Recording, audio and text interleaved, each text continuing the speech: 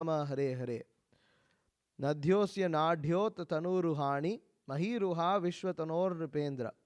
Ananta virya shwasitam matarishva gatir vaya karma guna pravaha. O king, the rivers are the veins of his gigantic body, and the trees are the hairs of his body, and the omnipotent air is his breath. The passing ages are his movements, and his activities are the reactions of the three modes of material nature. So, continuing the description of the Vishwa Purusha, universal form, here it is described that the rivers are the veins of the gigantic body. And when you look at rivers, you look at the patterns that they form, it does look like veins. So, curve around like this. Even in our body, sometimes you'll find, if you look at your skin, sometimes you'll find the veins go like, across in different directions. Whereas, when, and natural things are like that, whatever is created by Krishna. Whereas if you look at a computer, where it has channels and electrical passages that go through, it's straight lines that are cut according to different directions, whereas things that are generally built naturally, they have an order to them, but it's a very complicated order that's set by the Supreme Personality of Godhead. It's very intertwined and mixed. It's not exactly that straightforward within the body, especially when you read a little bit about biology. You'll see all these strange interconnections that happen. For instance, do they use this word ENT here? Use it, ear, nose, and throat. They call ENT doctors. Why are they called ENT? Because the ear, nose, throat are all connected. You would not imagine the ear is all the way here and the throat is all the way over here, but it's all actually interconnected. Ear, nose, and throat. Therefore, sometimes you can actually let air out of your ears. You heard of that? There's a way to do that. You can watch videos about that. You'll see people letting smoke out of their ears and all this kind of crazy things. So the thing is, these are all connected. And why are they? This is how the Supreme Personality of Godhead has established things. And you can find that in nature also. Sometimes one cave will lead to a completely different, place and direction. And rivers can go in all sorts of paths. Can take all sorts of paths and lead to a completely unexpected place. So sometimes a river will originate from a place that is close to one particular sea or ocean, travel all the way across, and go to the ocean on the other side. So in this way, you can see our body also is kind of directed in this way, especially the nerves, or the nerves and not specifically the nerves, the veins of the blood veins of the body. So when one looks at the rivers, one can think of the Supreme Personality of God as veins, because they're comparable. Trees are the hairs of his bodies. Simple to understand. The omnipotent air is his breath. So Prabhupada begins the purport. The personality of Godhead is not a dead stone, nor is he inactive, as is poorly taught by some schools. He moves with the progress of time, and therefore he knows all about the past and future, along with his present activities. There's nothing unknown to him.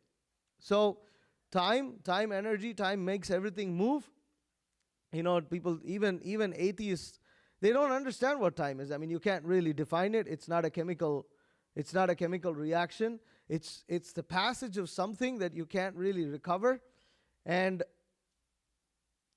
how do you really define time without explaining it as the energy of the Supreme Lord? There's really no other way. You could just use that word time and just say things about it, but you can't really describe what time is.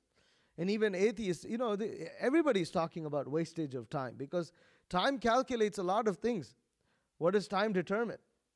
Time determines primarily our age, yeah, and signifies, death, the arrival of death, or the slow arrival of death. What else does time signify? Time can signify, time can signify for many people, time is wealth, right? When you want something to get done quickly, you have to pay you have to pay higher. You have to pay more. You want to, if you want something, if you want to express mail something, costs more. It's the same distance, but immediately time transforms into money. You want something done quickly, then they charge you more. You want something done, if it's okay, it can be done a little slower, then just one person will do it, and it will take, it'll cost less. But it's going to cost more time. So time is directly equivalent to money in most cases. Time is directly equivalent to money. And especially people who are wealthy, rich, it means a lot. Time means a lot.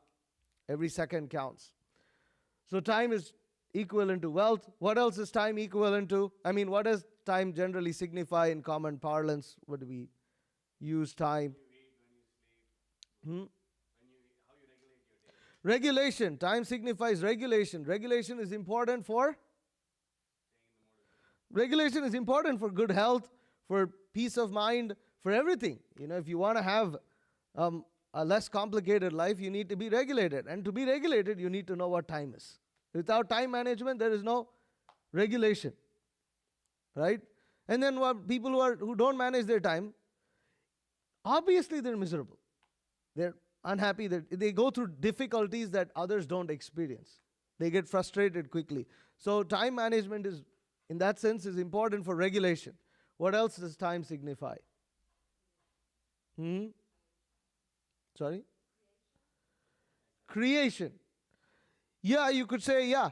Well, with the passage of time, sometimes, if you've never been to your hometown in 20 years or something like that, and you go and it's completely transformed. Some things have been created and some things have been destroyed too. Everything gets changed with the passage of time. Time signifies change. Change happens because of time. Time means things aren't constant. There's some change.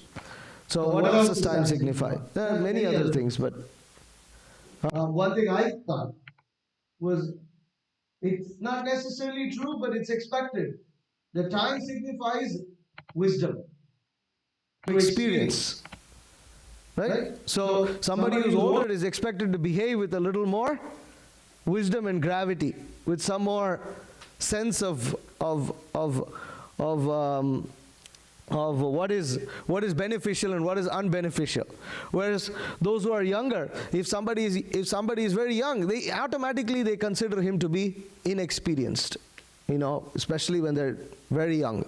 So time in that sense signifies wisdom. Doesn't necessarily signify knowledge, but signifies wisdom. Wisdom obtained, knowledge obtained through experience. So in this way, we can see that it's said here that the Supreme Personality of God, the passing ages are His movements. Because time signifies change, time also signifies His movements. Here Prabhupada is saying that He moves with the progress of time. Therefore He knows all about the past and future. There is nothing unknown to Him. The conditioned souls are driven by the reactions of the modes of material nature, which are the activities of the Lord. So how come the activities of the Lord are described as the modes of material nature? Because in Bhagavad Gita it is stated that actually, who is that? Kartaham iti manyate. Prakrite kriyamanani gunai karmani sarvasaha ahankara vimudatma kartaham iti manyate. That actually the performer of activities, the activities are conducted by the three modes of material nature. They're not really conducted by us. Only a foolish person thinks that he is the doer. So then why do we suffer the reaction? Because out of desire we have subjugated ourselves to that mode of material nature. Therefore we are responsible for it. The mode of material nature will act exactly like how it's supposed to act. And you cannot change that. Which is why the emphasis